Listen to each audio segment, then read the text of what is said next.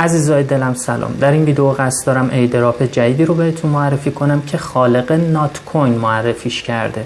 اگر ایردراپ داگز رو یادتون باشه که بر اساس سن اکانت تلگرامتون بهتون امتیاز میداد، خیلی سریع معرفی شد، خیلی زود تونست چندین میلیون کاربر جذب بکنه و توکن ها و امتیازاتش رو بین این چند میلیون پخش کرد. هفته گذشته به کار خودش ادامه داد و امروز شما میتونید در صرافی ها امتیازاتتون رو به پول نقد تبدیل کنید.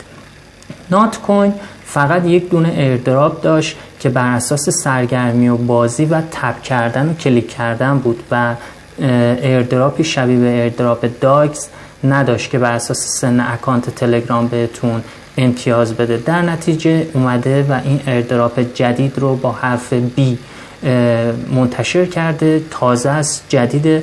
پیشنهاد میکنم عزیزانی که از ایردراپ داگز جا مونده بودن حتما این رو برید سراغش نصب کنید و شروع کنید به زیر مجموعه گرفتن. اما بریم روی دسکتاپ تا من بهتون نشون بدم.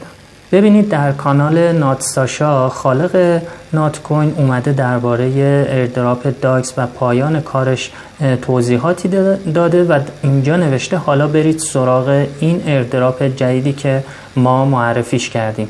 لینک عضویت این ایردراپ رو در کانال تلگرامم قرار دادم. اگر شما وارد کانال تلگرام من بشید، اینجا یک لیستی رو پین کردم که داخلش لینک تمام ایردراپ ها و ربات هایی که معرفی کردم رو قرار دادم و شما میتونید روی این حرف B لینکی که اینجا هستش کلیک کنید تا این ربات و این ایردراپ براتون باز بشه. هیچ کار خاصی قرار نیست انجام بدین، فقط بر اساس سن اکانت تلگرامتون بهتون امتیاز میده، دقیقا مشابه ایردراپ داگز.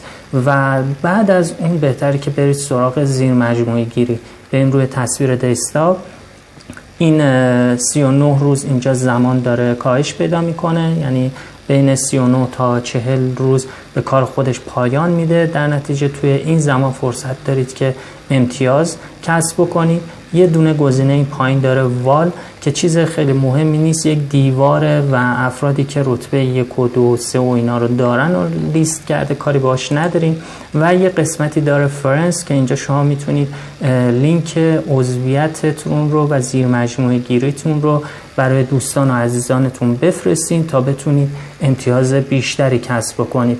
همونطور که بهتون نشون دادم خالق نات کوین این ایردراپ رو توی کانال شخصی خودش معرفی کرده و من فکر میکنم آینده روشنی داره شبیه به ایردراپ و ربات داگز. موفق و پیروز باشید. خدا نگهدارتون.